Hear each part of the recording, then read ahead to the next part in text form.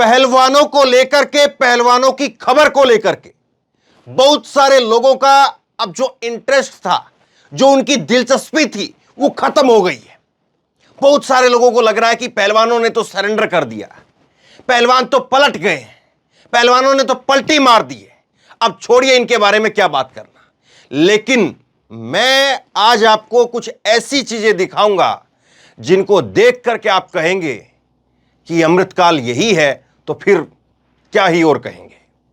देश में प्रधानमंत्री अमृतकाल की बात कहते हैं, बेटी बचाओ बेटी पढ़ाओ की बात कहते हैं, लेकिन एक बयान आप ये सुनिए, एक बयान ये आप सुनिए, इस बयान में क्या लिखा है। मैं ये नहीं कहना चाहता हूं कि किसने धमकी दी, मेरा भी परिवार है, अगर मुझे कुछ हो गया तो मेरा परिवार बर्बाद हो जाएगा, मुझे डर लग रहा है, पूरा परिवार डिप्रेशन में है। किसने कहा ये उस नाबालिग बच्ची के, उस नाबालिग पहलवान के पिता ने कहा है, जिस नाबालिग पहलवान का पोक्सो के अंदर बयान बदलवाया गया। 164 का बयान जो एकदम अटल बयान माना जाता है, उस बयान को बदलवाया गया। 164 का बयान हो गया तो समझो हो गया, और 164 के बयान के तहत क्या कुछ सख्तियां होती हैं, मैं आपको एक एक करके बताऊंगा। आप कहेंगे कि हां बहुत बड़ी चीज थी। बृजभूषण की जो गर्दन थी, गर्दन में इस लिहाज से कह रहा हूं कि पूरी तरह से शिकंजा कस गया था बृजभूषण के ऊपर, लेकिन आज बृजभूषण कितनी चैन की सांस महसूस कर रहा होगा। लेकिन अभी भी चैप्टर क्लोज नहीं हुआ है। अगर चंद्रचूड़ साहब जिस तरह से कई बार सरकार को झटका देते हैं, अगर उसी तरह से जब ये मामला कोर्ट के अंदर जाएगा, तो जब उसके बाद में मजिस्ट्रेट जज ने अगर उसी तरह से हिम्मत दिखाई तो मामला पलटेगा जरूर। ऐसा मत मान करके चलिए कि चैप्टर क्लोज हो गया है। दूसरा, आज के 2 ट्वीट आप देखिए, विनीश फोगाट के 2 ट्वीट हैं। विनीश फोगाट के 2 ट्वीट हैं। डर और भय के माहौल में, डर और भय के माहौल में क्या बेटियों को इंसाफ मिल पाएगा। विनीश फोगाट उस बैठक में भी नहीं गई थी, और खबरें यह भी है कि विनीश फोगाट जो है वो नाराज है। दूसरा ट्वीट आता है विनीश फोगाट का, यह 4:52 पर आज ही आज शाम को। दूसरा ट्वीट आता है जिसको वो थोड़ा एडिट भी करती हैं, 5:10 पर दूसरा ट्वीट आता है, और इसमें लिखते हैं, ये बेटियां एक एक करके हिम्मत ना हार जाएं, इंसाफ की इस लड़ाई में देरी हो रही देरी के कारण परमात्मा सबको हिम्मत दे। क्या कुछ नहीं झलकता इस ट्वीट के अंदर, क्या कुछ नहीं जो है वो समझ में आता है यहां से। और मैं आपको दिखाऊंगा, ये जो बयान मैंने आपको दिखाया है, ये उस नाबालिग बेटी के पिता का बयान है, और इस बयान की पुष्टि हो गई है।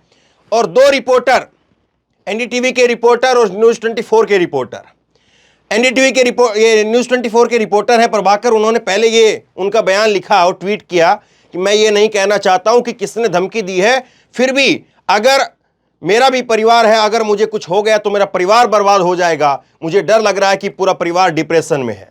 और ये कहते हैं कि अगर ये सच है तो कितना डरावना है। पहले इन्होंने बयान लिखा और उसके बाद में एनडीटीवी के रिपोर्टर ने जो है इस बात को कहा, ये सच ही है। ये सच बोलने के लिए भी उसने कितनी हिम्मत दिखाई होगी। उस पिता के बारे में बात हो रही है। और उसके बाद में जो है इन्होंने ये 2:12 पर ट्वीट किया था, 2:12 पर दोपहर में, और फिर उसके बाद में कुछ देर बाद में जो है ट्वीट करते हैं और ये कहते हैं कि नाबालिग लड़की पहलवान के पिता ने मुझे बताया है, ये सच है। ये जो बयान है ना साहब, ये जो बयान है, ये नाबालिग लड़की के उस पिता का बयान है। अब सुनिए जरा इस पिता को। ये पिता कौन है? ये पिता वो है जिसने अपने 2 घर बेच दिए और एक अलग छोटे घर के अंदर शिफ्ट हो गए। ये माली हालत जो है उनकी बिल्कुल डाउन थी, लेकिन अपनी बेटी को जो है उस लायक बनाया, अपनी बेटी को उस लायक बनाया।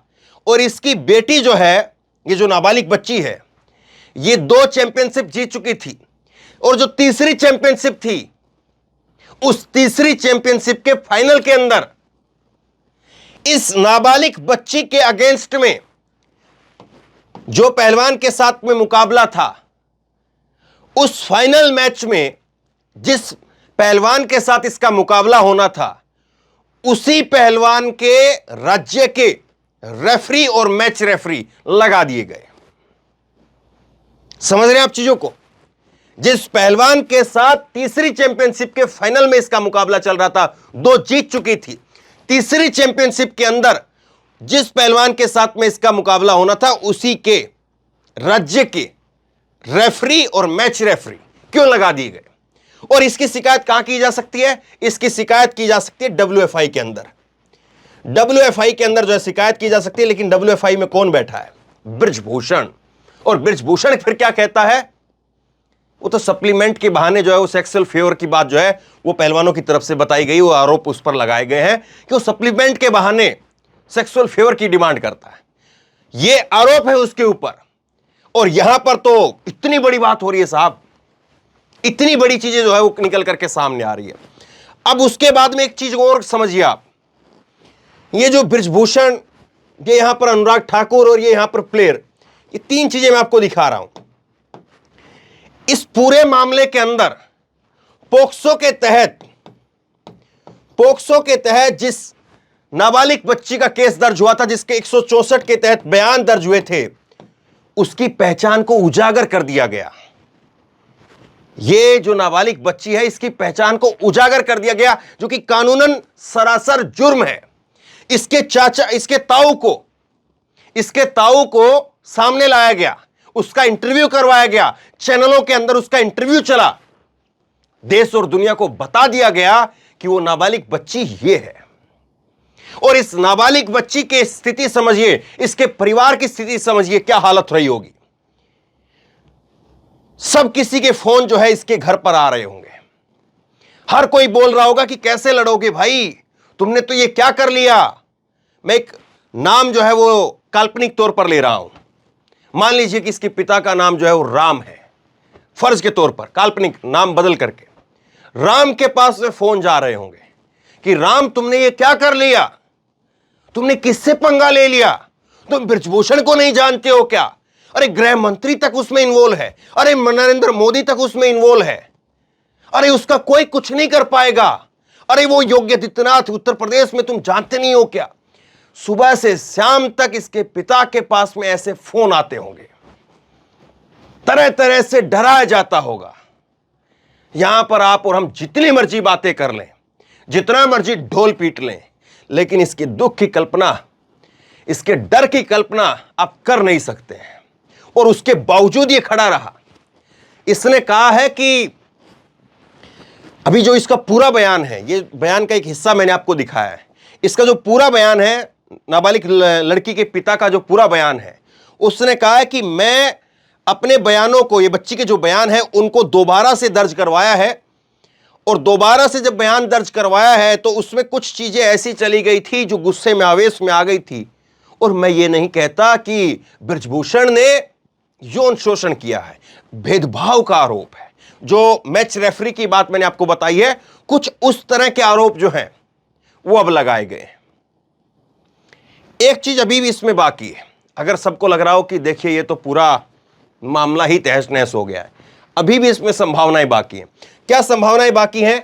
164 का जब बयान दर्ज होता है ना, तब एक सीधी शक्ति क्या मिलती है, कोई भी नाबालिग बच्ची अगर किसी के ऊपर कुछ बोल दे कि ये नाबालिग बच्ची, ये कोई एक आदमी है, इसके ऊपर अगर कुछ बोल दे कि इस व्यक्ति ने जो है मेरा ये किया है, तो फिर क्या होता है? फिर ये होता है कि इस आदमी की जिम्मेदारी है, ये आदमी सबूत दे और ये आदमी सिद्ध करके दिखाए कि नहीं मैंने नहीं किया है।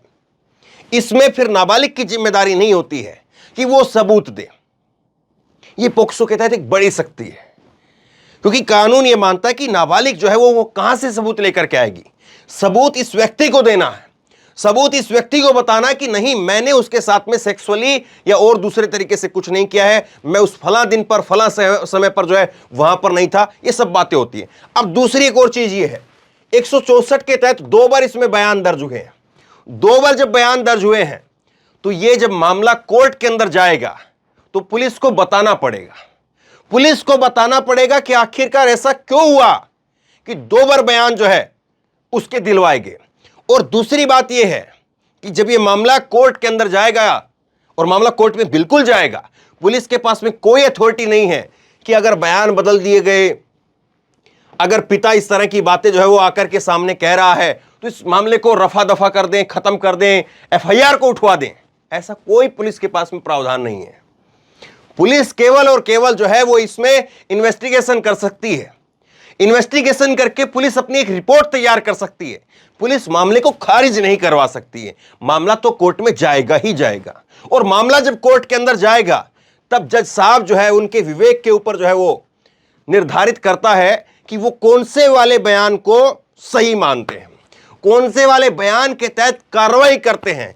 पहला वाला बयान जब सीधे सीधे बृजभूषण के ऊपर जो है वो यौन शोषण के आरोप लगाए थे, नाबालिग बच्ची का जो बयान जो कि इंडियन एक्सप्रेस की रिपोर्ट में छपा, मैंने आपको दिखाया था, उसमें नाबालिग बच्ची के हवाले से कहा गया कि बृजभूषण ने जबरदस्ती उसको बुलवा करके उसके कंधे जोर से जकड़े, उसके छाती पर हाथ डाला, उसको फोटो खींचने के बहाने अपनी तरफ जो है खींचा। ये सारी चीजें की गई और ये इंडियन एक्सप्रेस की रिपोर्ट में छपा था, एफआईआर के हवाले से, नाबालिग के बयान के हवाले से। लेकिन अब देखिए क्या हालत हो रही है, और सोचिए जरा इसके परिवार के बारे में। अब दूसरी चीज इसमें एक और आ रही है, दूसरी चीज इसमें एक और है।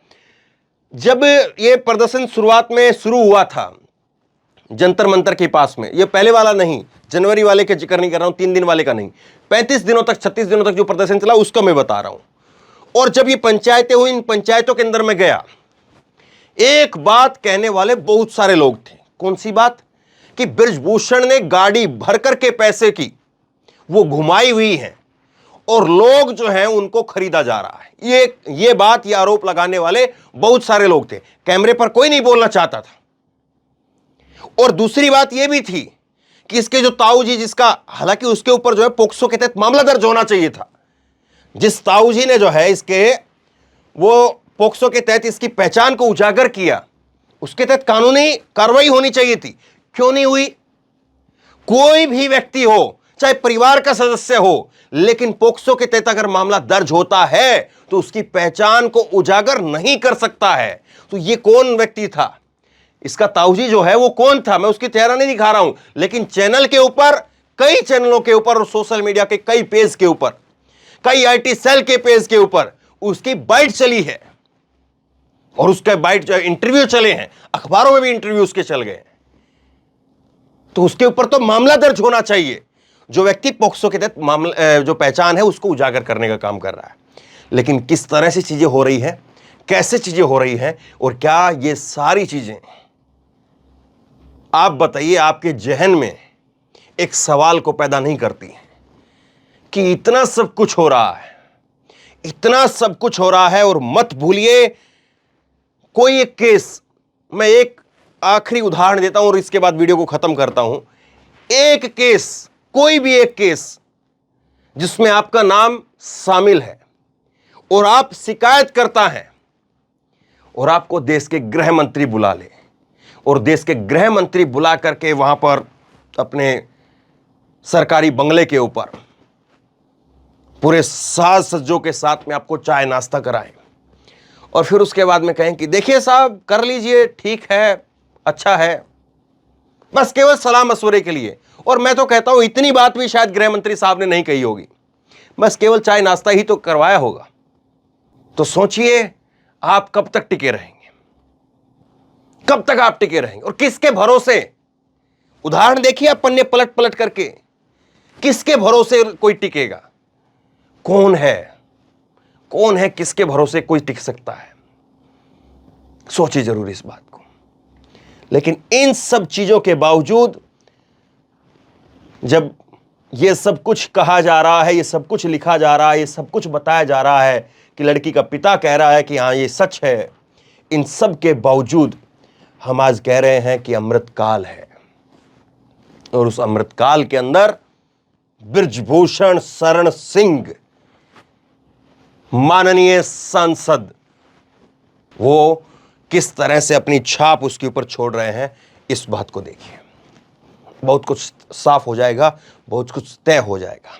तो बहरहाल इस खबर को शेयर कीजिए, और उन लोगों को जरूर शेयर कीजिए जो लोग मान चुके हैं कि साहब ये तो पहलवानों का जो मुद्दा था वो तो एकदम से जो है वो टाई फिश हो गया, उसमें तो कुछ है ही नहीं, उन्होंने तो सरेंडर कर दिया, क्या कर दिया, कैसे कर दिया, क्या क्या हालात पैदा हो गए हैं, किस तरह के हालात पैदा हो गए हैं, वो लोग क्या कह रहे हैं, वो लोग किस तरह से किन हालातों में गुजर रहे होंगे, उसकी शायद कल्पना लोग फिर कर पाए। तो शेयर करिए इस खबर को, लोगों तक पहुंचाइए। आप क्या सोचते हैं नीचे कमेंट बॉक्स में लिख करके मुझे जरूर बताइए, ताकि और लोग भी पढ़ सकें, मैं भी पढ़ सकूं कि किस तरह से जो है इस पूरे मुद्दे को लेकर के लोगों की राय क्या है। इसी तरह की तमाम खबरों के लिए ऑनलाइन न्यूज इंडिया को सब्सक्राइब कीजिए, साथ में जो बेल आइकन है घंटी उसको जरूर दबाइए, ताकि जैसी कोई खबर अपलोड करें उसकी नोटिफिकेशन सीधे सबसे पहले आपको मिल सके। धन्यवाद। इस खबर को अभी लाइक करें, शेयर करें, अभी चैनल को सब्सक्राइब करें और घंटी जरूर दबाएं।